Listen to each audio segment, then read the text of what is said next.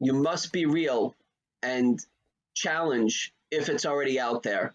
And if it is, what's making yours different than what's already out there? Is it in the public domain? Is it something that you're able to get some intellectual property protection on? So that's really important to me.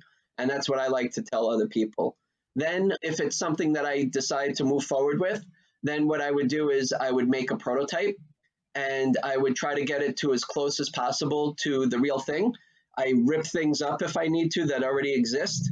I might have 3D printing done to be able to just make it look like something and then possibly make it work like something. So I think the prototyping part is important, especially if you want to use it down the road to be able to present in the direction that you may want to go.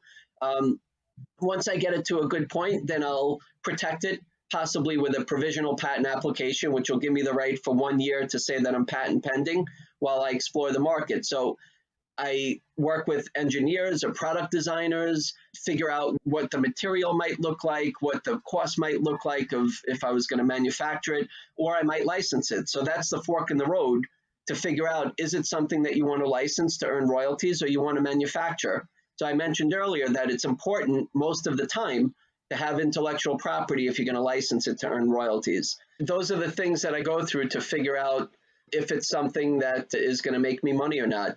And that's the challenge, is if I'm going to manufacture it myself, am I ready to connect up with a manufacturer, handle the inventory that comes in, packaging, barcoding, all the logistics of inventory and warehousing and shipping and accounts payable, accounts receivable, the marketing, the advertising.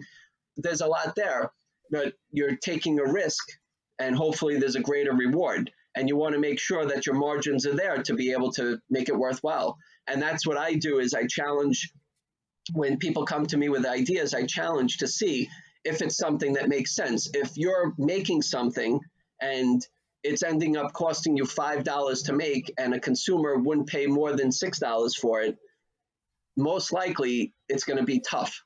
Either you have to look at the manufacturing or you have to figure out maybe it's not something that you can end up doing. Maybe it's something for a potential licensee. You know what I mean? So those are the things that I try to balance and challenge to see what direction makes sense for people. A lot of people also want to make things in the US, and that's amazing. And I do too.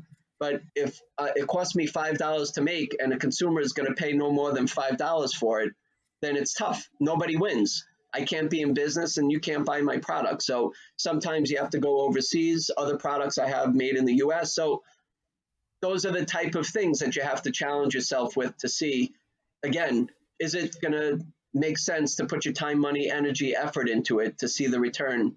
Otherwise, like, to make you feel good is great, but when you're putting all this in, it's a business and you want to make money with it. So that's what I evaluate.